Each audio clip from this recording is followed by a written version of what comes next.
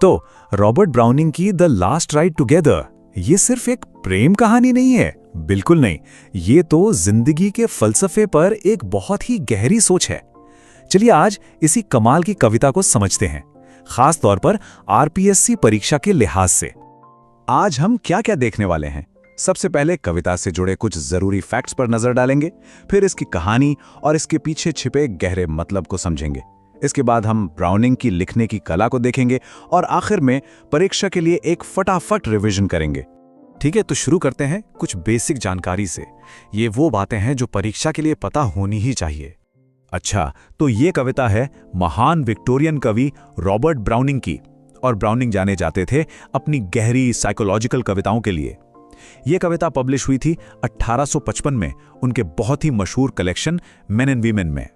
एक और जरूरी बात, इस कविता में कुल 11 स्टैंजा यानी 11 छंद हैं। ये नंबर याद रखना बहुत जरूरी है। अब बात करते हैं इसके फॉर्म की, जो कि बहुत खास है। ये एक ड्रामेटिक मोनोलॉग है। इसमें होता क्या है कि एक ही किरदार बोलता है और उसकी बातों से ही हमें उसकी पूरी कहानी और उसके मन की हालत का पता चल जाता है। ब्राउनिंग इस तकनीक के मास्टर थे। तो चलिए अब कहानी पर आते हैं। ये कहानी शुरू होती है एक ऐसे मोड़ से जहां प्यार में नाकामी मिली है। कहानी बहुत सीधी सी है। एक प्रेमी को उसकी प्रेमिका मना कर देती है, पर वो हार नहीं मानता। वो बस एक आखिरी चीज मांगता है, एक साथ आखिरी घुड़सवारी। लड़की मान जाती है और बस यहीं से ये सिंपल सी सवारी एक गहरी फिलॉसफिकल सोच में बदल जाती है। जैसा मैंने कहा, ये कोई मामूली सवारी नहीं है। ये तो जिंदगी, कामयाबी और नाकामयाबी जैसे बड़े बड़े सवालों के जवाब ढूंढने का एक सफर है। इस कविता के जो मुख्य विषय हैं वो कमाल के हैं, जैसे कि नाकामी में भी उम्मीद खोजना या फिर कार्पे डाइम यानी हर पल को पूरी तरह जीना। ये कविता हमें सिखाती है कि मंजिल से ज्यादा खूबसूरत सफर होता है और हमें कड़वाहट के जगह चीजों को स्वीकार करना सीखना चाहिए। ये लाइन देखिए, क्या पता आज रात ही दुनिया खत्म हो जाए। ये कविता की कार्पे डाइम वाली सोच को एकदम साफ कर देती है। मतलब जो है बस यही पल है। यहां वक्ता एक बहुत दिलचस्प तुलना करता है।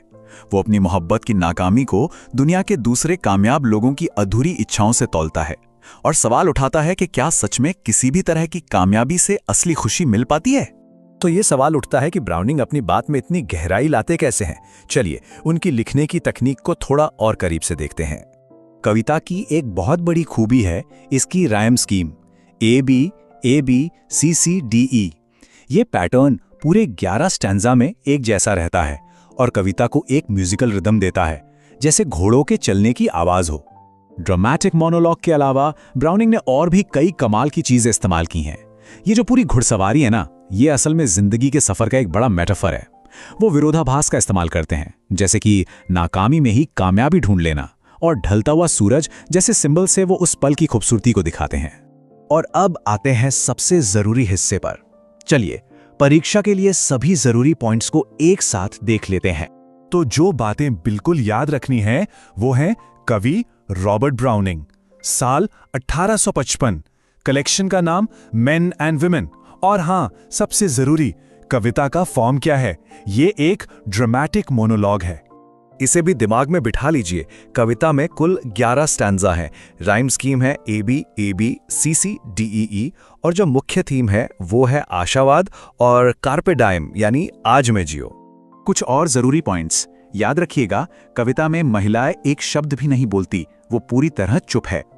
वक्ता अपनी तुलना 5 अलग अलग लोगों से करता है, एक कवि, एक मूर्तिकार, एक संगीतकार, एक सैनिक और एक राजनेता। और उसका अंतिम दर्शन क्या है? एक पल ने अनंत काल बना दी। आखिर में ये कविता हमें एक बहुत ही दमदार सवाल के साथ छोड़ जाती है। क्या होगा अगर सफर ही हमारी असली मंजिल हो? ये एक ऐसा सवाल है जो हमें सोचने पर मजबूर करता है कि जिंदगी में असल में क्या मायने रखता है।